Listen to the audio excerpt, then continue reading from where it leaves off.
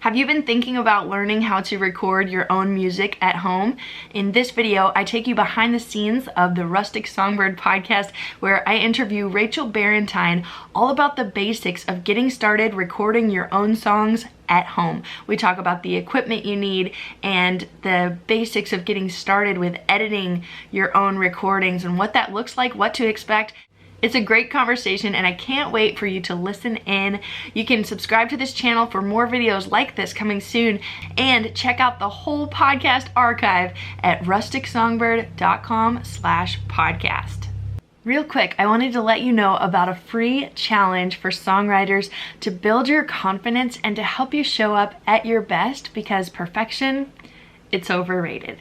I want to invite you into this free 4-day challenge where I share my best tips for showing up and getting started putting your songs out there. And this is a great challenge for anyone who's wanting to get started putting your songs out there, even if you shy away from playing your songs for anyone or you just don't know how to go about it. We cover all of that and more in the free 4-day challenge, and I want to invite you to be a part of it, to build your confidence and to start putting your music out into the world. To join this free challenge, go to rusticsongbird.com/challenge. That's rusticsongbird.com/challenge. I hope you take me up on it, and I'll see you inside. My guest on the show today is Rachel Barrentine, and she's actually been on the show before. I've talked to her about her healing journey. She has an amazing story, and today we're going to be talking about something different. She actually produces her own music and has been teaching herself how to produce, and so today I've asked her to come on the show and talk about how to produce your own songs. As a songwriter, you might want to record your own demos at home. You might want to record your own songs and even release your own music that you've recorded yourself. And so Rachel's going to talk about what she wanted to know when she got started and like how that looks like. And I really appreciate you taking the time to be here, Rachel. It's my pleasure. Thanks for having me. Well, it's good to have you back on the show. There hasn't been many people yet that have been on twice. So okay, well, you're one of the few. I feel privileged even more now. Yeah. And I know there's lots of things we could talk about, and you have some amazing stories. But as far as being a musician who also produces your own music, I think that's really special. What got you into learning how to do the production side of things? Well, when I was younger, I had one of those keyboards that had a workstation in it. And so you could I started playing around with just putting little drum beats and different things in with it. And I discovered I enjoyed that. And I heard a lot of those parts in my head. So what was really fun was to bring to life like what I was kind of already imagining in my head. And then when music went into digital workstations like Logic and Pro Tools and Sonar and those kinds of things, it really became accessible to everybody. It's no longer these high-paid professionals with these $120,000 boards that nobody has access to and nobody can afford. It really changed the game when things moved onto a laptop or a computer or a desktop, anything like that. And so I think the field is wide open, and you just kind of have to get started. Like you just have to say, I want to do this because I want to write songs and I don't want to shell out $300 every time I write a song to get it into a decent format. And so you just begin. A couple of things I wish I had known. I personally use Logic. I'm a Apple fan. My husband used to work for Apple, in all disclosure there. So we have access to some fairly deep discounts with Logic and some computers and things like that. I used to work on a PC and I started in Sonar and got pretty proficient in that. And then my husband came along and it became an Apple farm. So I use Logic. Pro Tools is the other one that works really, really well, but I would recommend either one of those. I like Logic better because it gives you more it gives you more for your money in terms of the plugins and in terms of the sounds right there in the computer. Mm-hmm. They give you a bunch of Apple loops. You can buy different packs of Apple loops. So if you were going to go in and let's say you have a voice memo of your song, but you want to get it from voice memo to a demo, you can drag and drop a loop that's in the right tempo or the right feel that you like and roll that thing out, and you've got a drum loop now that you're working with. And then you can play a piano, and if it goes in MIDI, then if you hit those wrong notes or you hit something sour, you can just go in there and delete the note. It's different than like recording a real piano with real, that's a beautiful thing, but if it's not forgiving, you have to redo and punch in and all of that. And the nice part is when you do these things that are MIDI or loop based, you can do it while you're at the computer. You can be the engineer and the musician at the same time. And if you're not a piano player, get one of your friends who is, and have them come over. And if you have a chord chart or something that's available for them, or they can hear the voice memo and they're good at playing by ear, then they can certainly plug that out for you and get that started. So it's pretty simple to make a piano vocal or guitar vocal with a loop or a shaker or something in the background. Yeah. And that's not real hard. I think what happens is songwriters get this idea in their head that, one, I can't do it. Two, it's way too expensive, and I don't know the first thing about where to plug anything into. And the plugging in part, I think, is actually the hardest part. Once you get everything kind of set into your rig and it's working, you're like, oh, it's not hard at all, actually. You just start to do it. So at some point, I'll probably talk about some equipment that people might want to get started. Yeah, I think that is really helpful to know that it doesn't have to be expensive to get started. You can use software right on your computer and don't need a lot of gear. You don't need a big board like in a recording studio. But even just to know that there are loops, you can literally drag and drop and create your own instrument sounds and be able to copy and paste and move things around. So even if you're not playing all the instruments, you can program them in. So that's right. How did you learn to do those little things? Are you like YouTube University? Have you looked into like tutorials of how to do those little things in Logic? How did you learn it? Sure. Well, I'll tell you the best one in Logic that I have found that is comprehensive. It's deep. You don't have to do every video of it, but it's about an 8-hour training, and the transcriptions are right there. So if you'd rather read it or do it slowly, but it breaks it down into 5-minute videos. So it's really digestible chunks, but it walks you through everything. And I wish that I had this at the beginning, because I have a lot of bad habits I'm trying to break. There's a lot more efficient ways to do things now, and I do them the long cut because I am so used to doing it that way. But that course is through lynda.com, lynda.com, which actually got bought out by LinkedIn Learning. Oh, and really? I think, so you can sign up, I think either way, through LinkedIn Learning or Lynda, and it's called the Logic Essential course or something like that. It's about 7 to 8 hours. And again, you can do that over a span of a month or 2 months or how much ever you want. And to subscribe to LinkedIn Learning, it's about $25 or $30 a month. You're not going to find a course online for $30 a month. Not even close. They'll be in the hundreds or thousands for the amount of information you can get. Plus, you can do any courses. You're not stuck to just Logic. You don't pay per course. You pay for the month for a subscription, and you can hit pause on that subscription anytime you want. So if you get into a busy summer, your kids are around and it's like, it ain't happening, you put pause on it for 3 months. And then when they get back into school, Lord help them get back into school in the fall, then you can reactivate it and you won't be charged for those months. But that is a fantastic course. The other person I just found on YouTube, and she actually has a course called From Voice Memo to Demo basically. And she's a female producer, which I really, really like. I like her style. I like who she is. There's so few gals in the market. Everybody's a guy. And that's why I thought of you. I thought you'd be the perfect person to talk about and have a gal producer to talk about it. I love it. The guys are great. They just talk a little more techie. Yeah. And my brain really thinks. I think more musically than techie. So I like her because she's real down to earth, and she's got several videos on YouTube that I just watched this week actually, and learned what is quite her a name? bit. Her name is, it's Produce Like a Boss. Produce Like a Boss. I like it. And her name is Chris. I can't remember her last name, but if you Google that, you'll find her on YouTube, and you'll find her webinar course, which is only open during certain times. So it's not open right now, but it'll open back up, I'm sure, down the road. And I haven't done that course yet, but I'm thinking about it because it's that's so great to be learning from people that are doing it, and absolutely to be in groups and stuff. And I love taking courses as well to just learn exactly how to do it step by step, and it saves you so much time figuring it out by yourself.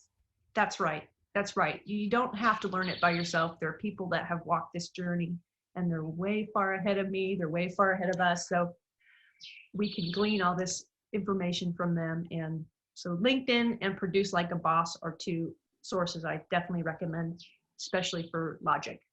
Awesome. So let me ask you, what does your process look like right now when you sit down to do a demo of a new song that you write? Okay.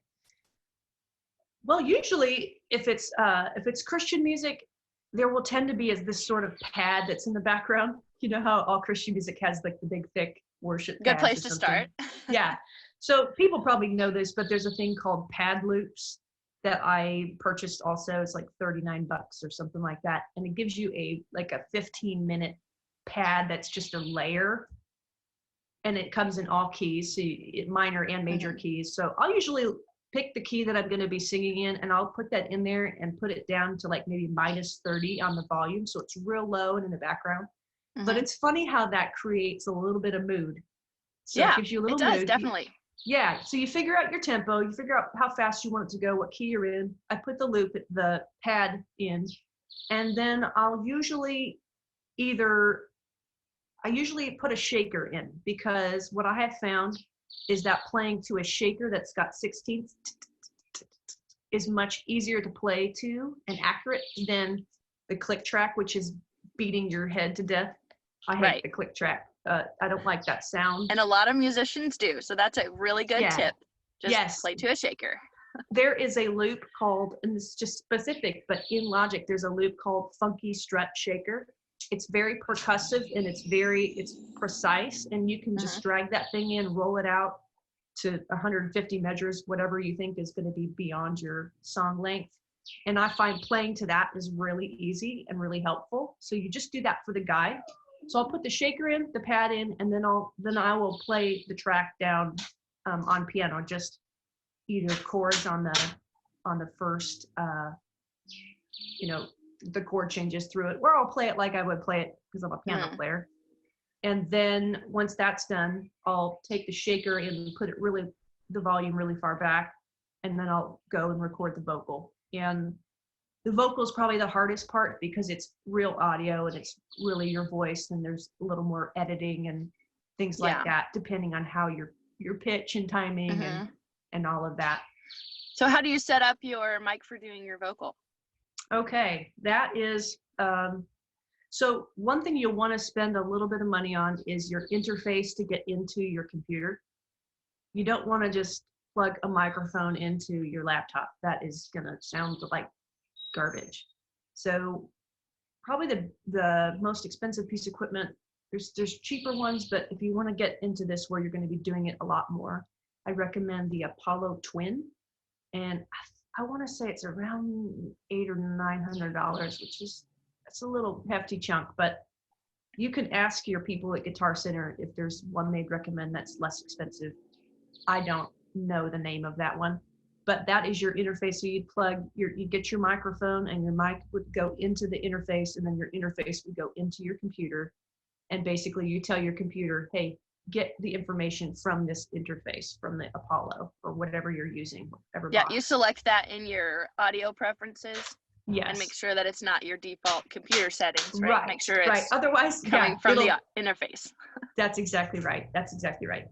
And then you set up a track, you arm the track, and you hit record. You want to make sure you have a pop screen when you record. Those plosives and all those things will kind of hit your microphone too hot if you don't have a screen. That's another $25 or whatever. There's several different ones out there. What else? Yeah, I think it's really good to talk about the equipment you need, and also just like the basic setup of kind of what that looks like, because you were talking about being the musician and being the producer, so you're wearing different hats at the same time. So I'm interested in knowing, like, how do you think through that while you're making the demo? Like, are you switching from your producer hat to your musician hat, or does it kind of flow back and forth? How does that work for you? Well, I confess I'm more of a songwriter that thinks. I hear like what the beat might be. I hear different things in my head before it comes to life. Now I don't always find exactly what I'm looking for in the demo that's pre-made. There are all kinds of drum kits within Logic itself. So you could find a kit and actually play it on your keyboard, this kick and snare. If you know, the basics of how to drum, then you can do that. And you don't have to physically be able to do it all at once. You can record the hi-hat by itself, and then the kick by itself, and then the snare, that kind of a thing. It's up to you. That's where the Apple loops come in handy, because they're already made and they're ready to go. Yeah, so do you think of the whole thing before you start? Like, you said you hear a lot of the things, so do you hear, okay, it's gonna have drums, it's gonna have piano, then I'm gonna have a voice, and so you already know how you're gonna layer it. So you're not trying to really figure that out while you're making the song. You're really taking it a track at a time? You take it a track at a time. I can't say, I hear some things, but then sometimes you just accidentally find something, or you hit a wrong note and you're like, I kind of like that. I'm going to keep it, I like don't have mistake. A full plan. Especially for a demo, you want it to be clean. You want the vocal to be clear and in tune. And you want the rest of the instruments to add or just get out of the way to feature the song. One thing I say with people that are doing CCM pitching, the bar is so high for demos because you're competing with people like, not competing, but you're in the running with people like Seth Mosley, who's doing these full circle, full-on productions. Like, they'll almost use the entire track and then add Mandisa's voice to it or whatever. So you're probably getting started, and I haven't yet competed at that level, but it's almost better to do a stripped back track that's really clean, solid, with a killer song. Like, the song is great, it stands on its own. You could put it into different styles and it would still stand on its own because it's a great song. But if you do a clean, clear recording of that, and you pitch that to a publisher, or you pitch that to an artist, that's almost going to be better than you either need to do that or do the full on thing. The stuff that's kind of in between, like medium quality, it's got some extra instruments, but that's almost harder because you're putting enough sound into it that they're hearing your production versus the song. But it's not really up to snuff with like Seth Mosley stuff. Yeah. And that's just been my experience. I've done a lot of demos that were like my highest quality, but they weren't really up to the quality of the rest. And they don't A/B well. They don't apples to apples well. Yeah, so if you intentionally keep it super simple, like, it's going to be a piano and a vocal and maybe some pad and shaker, then that's simple enough to where they can hear the production and the song speaks for itself. I love that. Yes, and they can put their own creativity into it. Now, certainly if you have like a signature lick, an old song, Your Grace Is Enough, that guitar lick, that riff that hits right off the bat. Yeah. Right. As soon as you hear that lick, you know what song this is, right? If you have something like that, you should put it in there, because they're not going to hear it if you don't share it.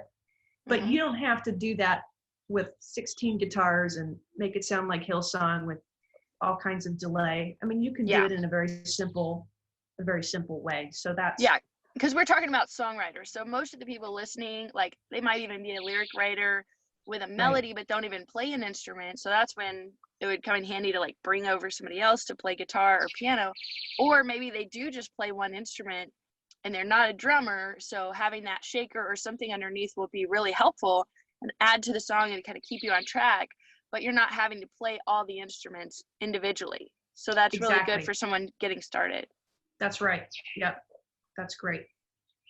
So I'm glad you shared some of those resources to really get into learning the software, because I think that's a huge part of things. And then as you're producing your own music, you have the freedom to release your own songs as you go. You could release a song at a time and see what people think. And like, I feel like you could put out more of your own stuff that way because Yes. you're in control of the timeline. You're not waiting on a producer, you're not waiting on studio time, you're not paying a Right.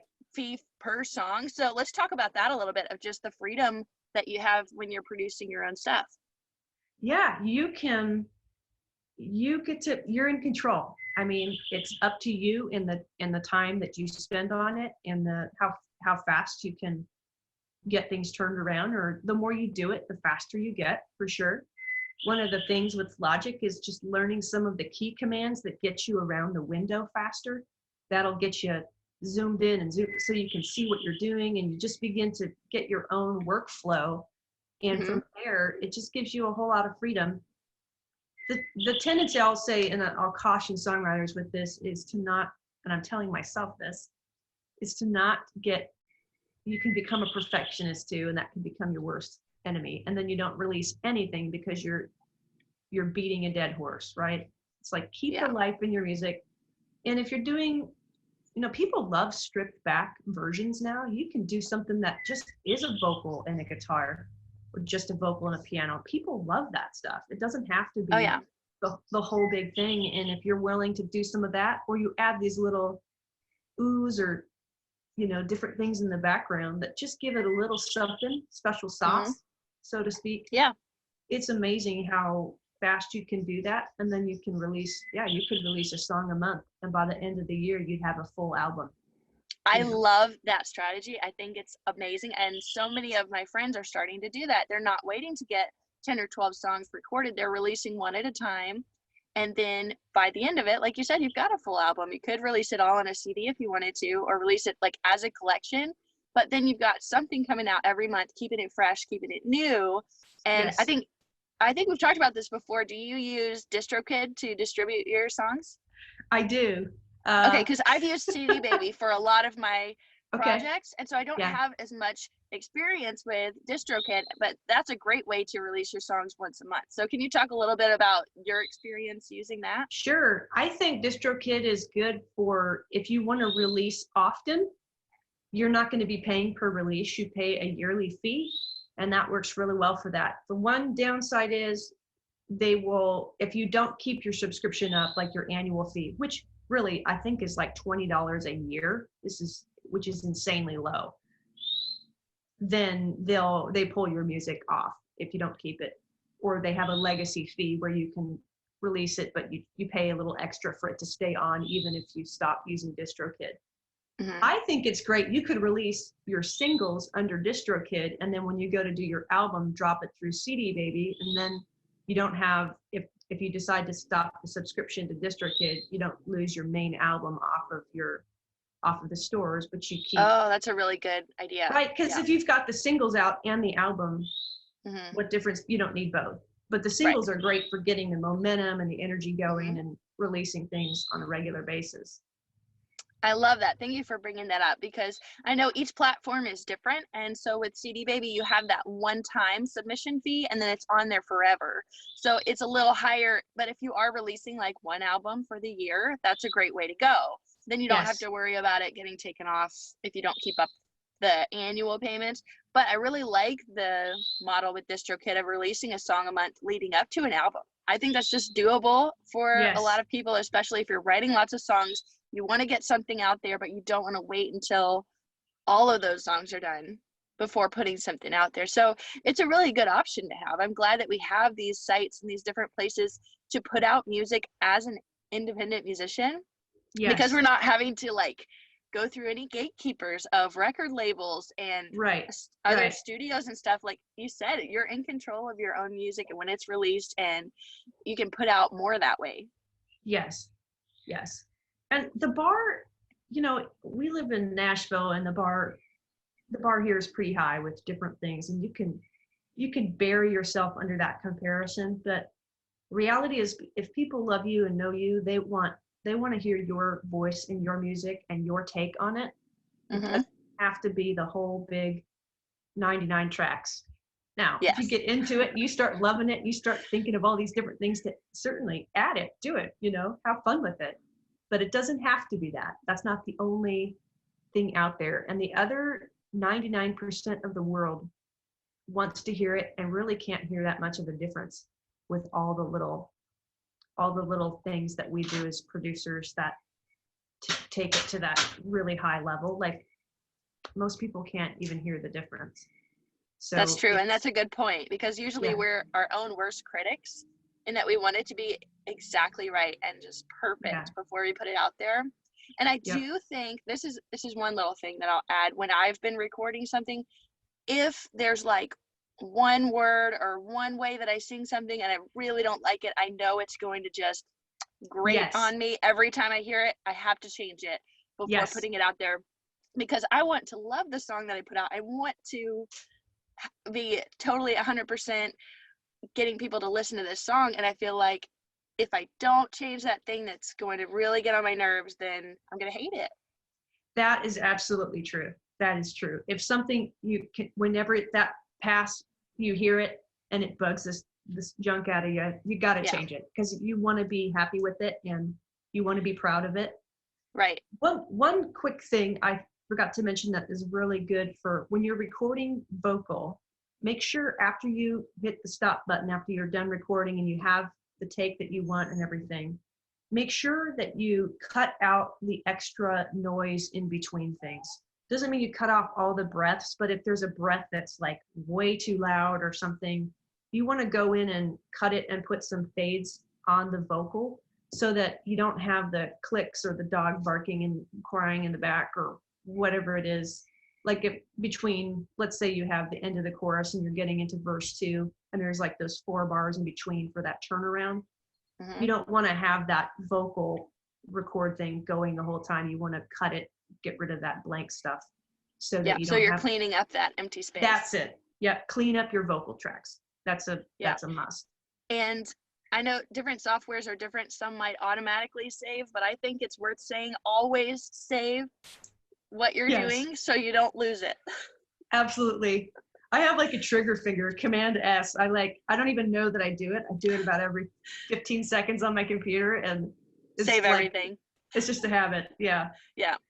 And do you save your tracks sometimes, like maybe drag it to the bottom and just like mute those so you have some extra takes in case you need to come back to it? Is that something that you do?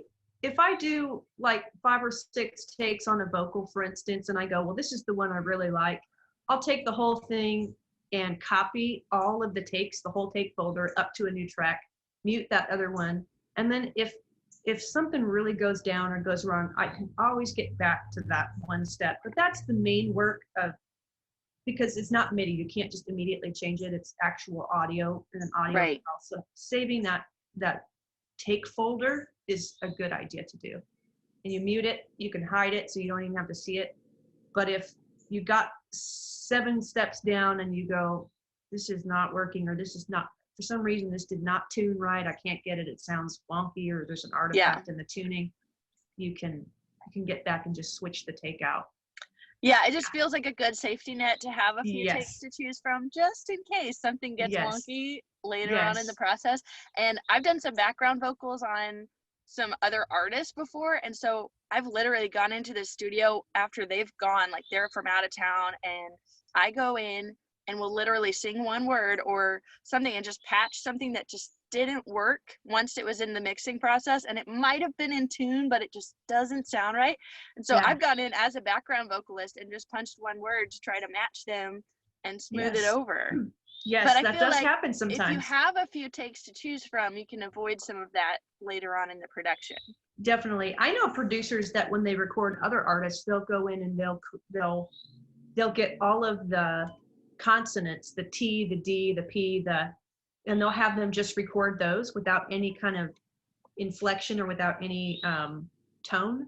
But they're just doing duh, k, and they have a whole folder of those things in case at the end of a word it didn't quite come out on that take.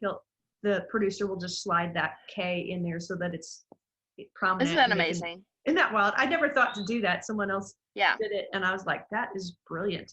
So Yeah, and that's the magic of the editing process. Like, you can fix things and tweak and copy and paste. You know, I saw my producer one time copy and paste a breath from one place in the song to the other because the other breath didn't really work or it got cut off in a punch. And I was like, Yes.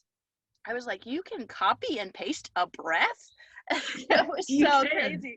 It's just really amazing. And so there's so much that you can do, but I appreciate you sharing the basics of how to get started with that, because I think a lot more people are figuring it out, how to use the software. I know you use Logic, that's a great one. And so learning how to record your own demos just gives you that power of being able to make your music like you want it to sound and then put it out as often as you want. Yeah, it's a good deal. You can go as deep or as light as you want, but it's a great way to have control and not have to spend a fortune really on demos, to have somebody else do it all the time. Yes, Yeah. I love that. Well, before we wrap up, share some encouragement with the songwriters that are here, that are wanting to take their music to the next level. Maybe they're just getting started on all this. It can seem overwhelming with all the options out there. Yeah. You know, turn up your creativity and turn down the critique. Your self-critique. Ooh, I like that. Everybody has an opinion. In case you haven't noticed this, go on Facebook. Everybody has an opinion. It doesn't mean that every opinion is good or right or wisdom. And so we're created in God's image. He created with his words. He created with the sound of his voice. You can create with the sound of your voice and with your words. So just go for it, lean into it. Give yourself the freedom to not be an expert at it when you first start, but just go start. Like, go get Logic, go get a microphone, just try stuff on and go, that was terrible. Cool.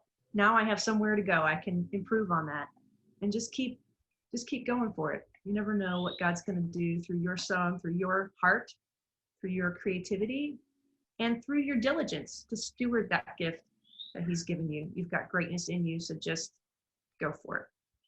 I love that. It's so true. Well, let everybody know how they can connect with you and hear your music. Okay, I'm at rachelbarrentine.com. People always get weird with that last name. It's Barrentine, Barrentine, like a barren woman. No, I don't have kids, so that works, Barrentine. Or I'm actually doing a thing with a couple other gals called chooseconference.com, and we're doing some women's conferences there, and we include a lot of original music, and we're doing online concerts and things like that through there too. So awesome. So can they find a link to that from your website? They can. Okay, so rachelbarrentine.com, and go listen to Rachel's music and see what she's been working on. Thank you so much for being on the show today and sharing from your experience. I really appreciate it. Absolutely. Thank you for having me, Lydia. It's such a treat, and I love what you're doing. Keep going, girl. It's great. Thank you. Thank you. Thanks so much for watching this video and checking out the Rustic Songbird podcast. I want to invite you to subscribe to this channel for even more videos coming very soon.